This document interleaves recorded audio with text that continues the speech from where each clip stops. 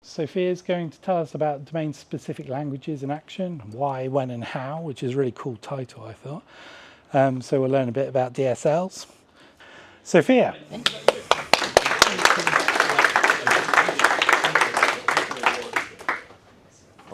So we are going to dive into the field of domain-specific languages, which is quite technical, but I will try to make it as approachable as possible. And the subject of this talk is to, I will have succeeded with this talk if at the end of it you understand what a DSL is and if you need it or not, or if it would be useful for you to go in this field if you are a developer, if you are a company, or if you want to do research in this field. So I will try to dive down into the explaining it.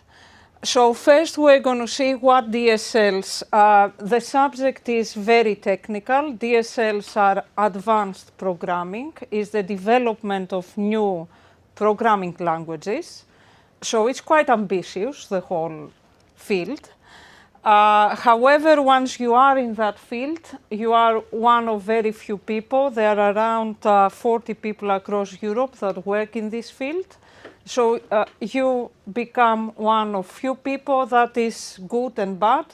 It's good that you kill the competition around because you are so specialized that there is only few people that take on this work. It's bad if there isn't a specific job opening in this work, which is very rare actually. We are going to talk about real-world applications and kind of case studies.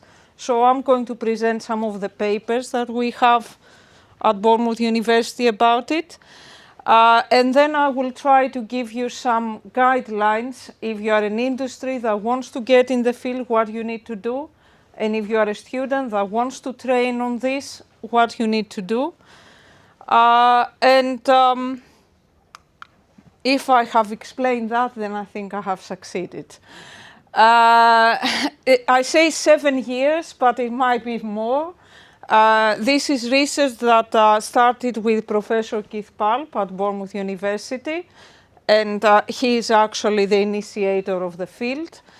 And with British Telecom, it was a requirement by British Telecom to develop new DSLs for their data science application. So we had funding on it, and it was an industrial need. But so what are domain-specific languages?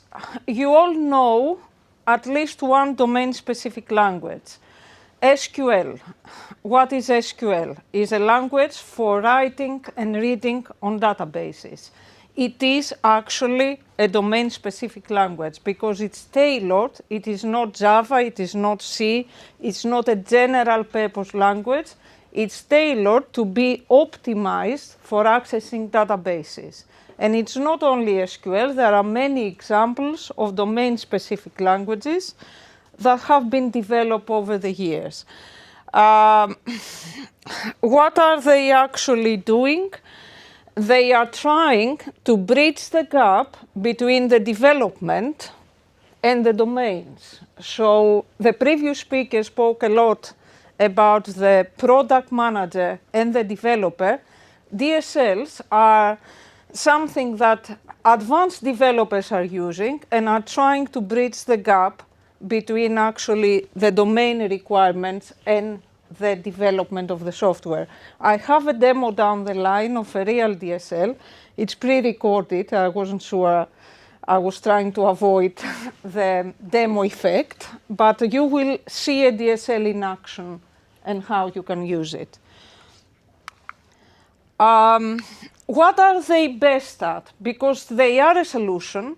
I'm using it for research, but it doesn't mean that we should go into any problem and add a DSL, because they are a costly way of solving the problem, but they are better for some applications than others. They are very good for legal applications and for rule-based systems. So, and that is the reason that this technology is actually very advanced in Germany, in places where model-based engineering is very prominent. And they have been used successfully to model tax rules and generally systems that are require an adherence to regulations. That is one of their strong points.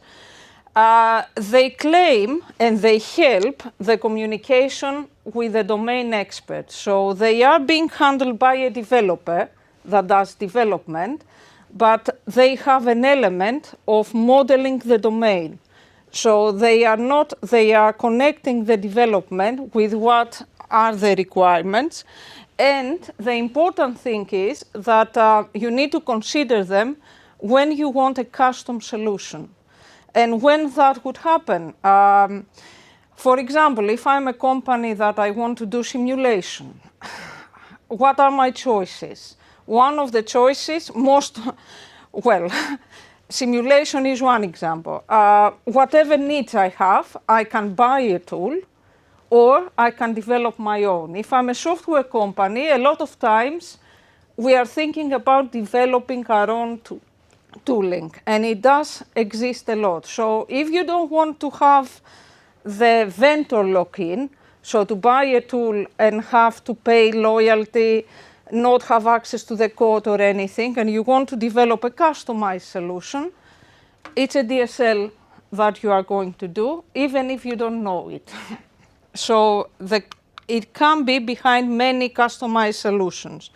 Here I'll give an overview of how all of the papers we had in this area. We started from the data science world, and we developed 3 DSLs on it and published academically the corresponding papers. And that was the requirement by British Telecom. And what was this trying to do? It was trying to simplify AI for the common people, which is what the big giants are doing. I'm not claiming we didn't solve the problem better than the big giants, but it's actually the correct direction where we are using this technology to democratize technology. So the first paper was about classification, and it was actually abstracting several different classification algorithms, trying to bring the doing a classification to any software developer other than a data scientist, and created some interfaces. The full reference is there. And this was the interface that anyone, well, it doesn't appear great, but anyway, that anyone would see, and you would have several algorithms, choose from them, and then see the results in one page. Then we moved on into creating an adaptive virtual learning environment and an adaptive systems DSL, where there was a lot of experimentation of how to create the DSL as a configuration, and then you would have to go into another system to create your virtual learning environment. So all the development wasn't in the DSL environment. The DSL was only the rules and the domain logic. You can see here that the domain is teaching. The advantage that the DSLs have is that in these screens, you don't see any variables, any programming, any implementation. You see only domain aspects, which is what if your client is an education environment, an education application, you see only education. You are going to see an example of a DSL that we have with veterinary professionals and with health, where the screen is actually having only the aspects of the domain, but behind it there is a lot of code, a lot of hard code actually, difficult to learn, but once you learn it, you can build something like that in a week. That is the adaptive systems DSL, and they have a lot. There are many DSLs in academia Now Google and all of the big players have got in, and we have ChatGPT. Behind it, the way they built it, it was a DSL what they built. They actually democratized the whole deep learning and neural networks to bring it to people. Here I'm going to present something that I'm very passionate about, is how you use DSLs for regulations and for compliance. There is a big problem in the industry where we have GDPR, for example, we have regulations for clinical protocols, that's the theme here, and this, inside the information system, there isn't a universal way to prove that you are correct. The work was not based on a legal document. It is based on clinical protocols, which is our recommendations. What are clinical protocols? If you haven't heard of the term, the NHS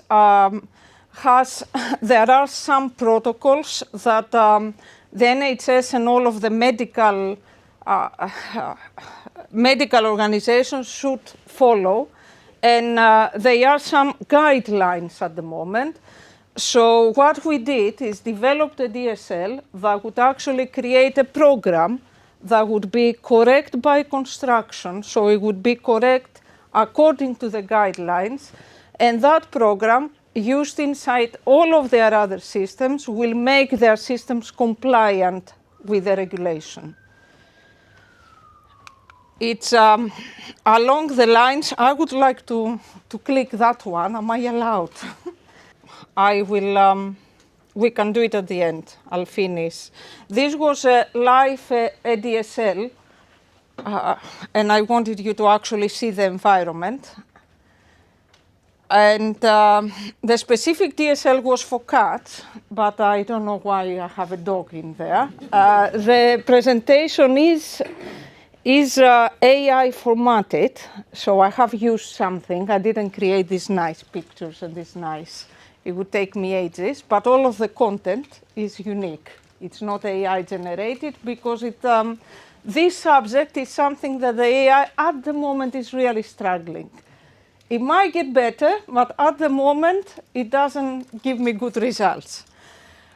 So the DSL was about cats and chronic kidney disease in cats. It actually, I can show you a bit of a live demo at the end if I'm not able to present the video, Mark, am I?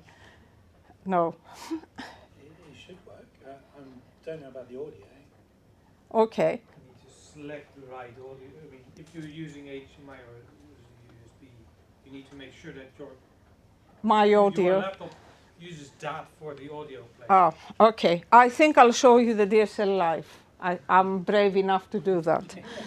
But that would be at the end. So let's summarize why the important question is, why use DSLs? For sure, don't use them because someone tells you that's a good solution and you should use it, because actually it is a costly solution. It's very hard to learn it, very hard to maintain it, but the outcome, once you have mastered, many companies are using it already and they are not actually publishing about it. There are many DSLs, that's why the field is actually suffering academically.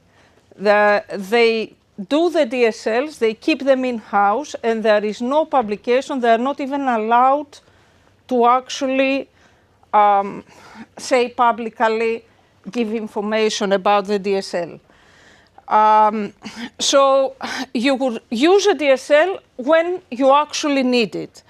When you need it, when you don't want to buy an expensive software and depend on the vendor. If you want to do simulation, for example, you can buy a simulation software, but you won't have access to the source code.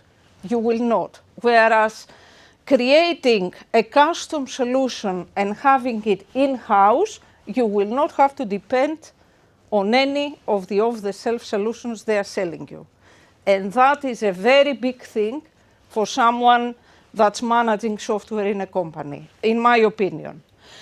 So if you want a tailored solution and you will use it in many projects, not one-off DSL and then you did it for the sake of doing it. If you have something that you want to enforce rules, there isn't the better thing that goes after the DSLs is formal methods. So if you want to position it academically, the DSLs are a lighter formal methods approach. Who is using formal methods? Of course, many places, but many places that can afford and need it. For example, NASA is using formal methods. It's very heavy mathematical and in complexity, and it can be impossible for an industry to use. I come from the formal methods research field, and I know very well, and I still like it and love it, but I couldn't find industrial applicability. The DSLs, they are abstract enough to be used by programmers, and they provide formality when you have rules. So if you want a GDPR compliance protocol, if you want a clinical protocol or any protocol, a DSL is very good at it. And well, I think my first and my last point are the same, so I'll move on. If you are a developer, I suspect that half of the audience here are developers and the other half are managers or all developers. Anyway, I'm not going to categorize you in which category. If you are a developer and you want to learn it, what do? Well, first of all, you learn it if your company invests in it. I'm not suggesting you go out to learn it on your own. It is a difficult road. It's not an easy road. It took me 4 to 5 years to get in the proficiency level of doing them in very short period of time. Because you are not learning programming, you are learning meta-programming. You are learning how one level, you understand the programming so deeply that you are creating a new language, you are creating interpreters, you are creating concepts, so you are going one level above the programming. What would really help you is if you are people from model-based engineering, where they know the systems engineering, they can grasp the DSLs better. But it's not an absolute, you have to do that. You have to be very resilient because it is quite a difficult area to be. And you need to have a project for it. If you're an industry and you want to invest in it, of course, what would I say? You would need to actually collaborate and create funded bigger projects, I would say. The academia that works in it is a small world, and what you will get out of it will be customized solutions that you will keep in-house, which is how we actually started this journey in the first place. It's worth mentioning that when I started this journey, there was another road of the domain-driven design, which is something very well spread more well spread in the development world. It is good. The ideas behind the two worlds, they are very similar. The domain-driven design is doing what the DSLs are doing automatically. The domain-driven design is actually giving you a method to do it. And there was some research on how creating the DSLs, the domain-driven, so the two fields are they are near. This one, though, has a lot more rigor behind it in order to understand it, because it's more technical, more programming. These people, they have it the easiest in this. These are the domain users. So we have a collaboration with the University of Southampton, some doctors, medical doctors, and some veterinary professionals are users, are clients, you would say, in quotes. And their life is easier because they come in, you show them the DSL, and then they judge it. They don't have to touch any tools. They don't have to have the difficult journey. the best feedback I ever had for DSLs was from non-programmers. Why? Because programmers hate sometimes, it has a form-based interface, the DSL, which makes the non-programmers more comfortable. So I will actually demonstrate briefly at the end. So the non-programmers have an easy life, and they work with the concepts in their domain. And the way things happen is that you would need to have several meetings with a domain user in order to actually define what are the important concepts and to build the DSL. And that is a connect type of thing if you are interested in this. So you can see here a DSL that has the clinical protocol for cats. And this is in the development environment of the DSL. Okay. So it's perfect. So in order to actually generate, in the end, you provide to the user a different environment. This is the development environment for a developer. A DSL developer. So you give a name here to your protocol. So I am a vet now. I'm not Sophia, I'm a vet. So I will have to give a name. I will say this is a clinical protocol, and I should use this in order to develop my clinical protocol. So the only thing I'm doing is I do control space, that's the only part of the interface, and then I choose predefined elements from the protocol. This is something that the vets found quite easy because it was part what they were doing already. And then you go into more complicated things where a medical professional will have to take measurements of something, but it's not any measurements. There are some checks in it. So if I do control space, I didn't know any of these things, but I had to learn them. So I know everything about cats now. And you take the measurement, but then you need to check if your measurement, and you notice here that it gives me only one measurement, the one I have taken. So you cannot check something that you haven't taken. So immediately you can see how the DSL is putting rules inside what you're doing. And here you define the range of things, and it actually automatically has hard-coded things like the unit for creatinine, which is very important in chronic kidney disease, which I learned as well. It gives you the unit. So as you are typing, there is a lot of controls underneath. And the controls underneath are all happening in elements like down here, I think are happening when you are defining things here. So here you define consents, editor, actions. So you do a lot of defining, so there is a lot of coding underneath, but the vet is actually seeing this, and they are happy. Once you build something like that, you can change it, and then it's all in one place. So it is actually generating code. The software that the domain user is using has the code in it as well. So theoretically, this is very short. In practice, it doesn't happen like that.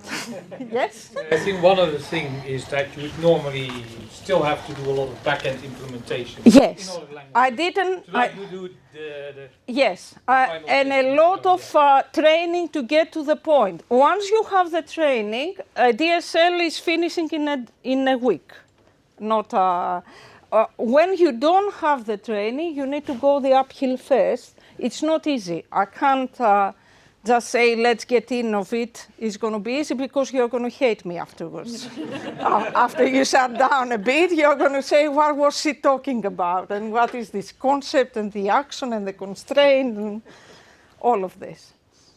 But the outcome that you get, if you're an industry and you have it in-house, and many they do, they just don't publish it because they don't want anyone else to actually do it. Do you know why that is?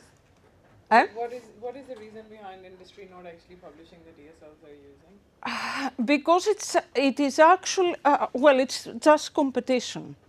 It's a tool they build to use in-house. So if they actually publish it, they publish some things. There are papers where they say, but they mask the screen, they mask this, they mask that. So there are papers where you see big industries like Canon printing in Germany, but they have most of the screens.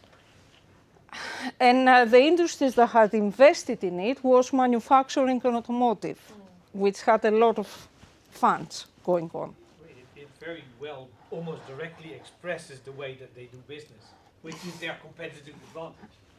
Yes, they don't actually, it's not, and that's why the research we have been doing here is how to properly evaluate this, because from the research perspective, if they are evaluated in the business, you say you evaluate it if it works. Did I get any benefit? Which is, I agree with. But academically, there is a need to say that the time is up. Yes. Okay, thank you.